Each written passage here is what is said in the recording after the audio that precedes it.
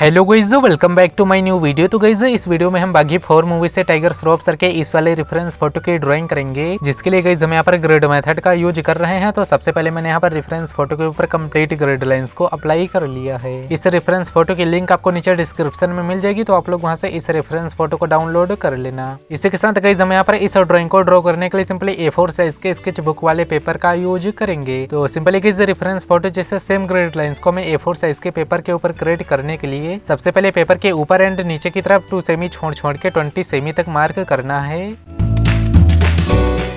And इसके बाद guys जब हमें पेपर के इन दोनों साइड्स में बिल्कुल पहले की तरह ही 2 सेमी छोड़ के ही मार्क करना है, पर गाइस इस बार हमें 2 सेमी छोड़ के 28 सेमी तक मार्क कर लेना है।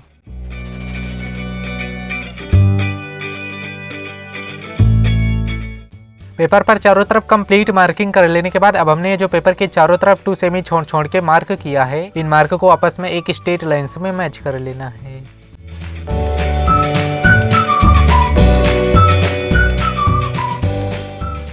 गाइस पेपर पर दोनों तरफ लाइनिंग भी कंप्लीट कर लेने के बाद अब आपने सिंपली जो भी रेफरेंस फोटो को डाउनलोड किया है, उस रेफरेंस फोटो पर ये जो दोनों तरफ 1 2 3 करके नंबर दिख रहे हैं, अब आपको ऐसे ही सेम नंबर अपनी ड्राइंग शीट में लिखना है।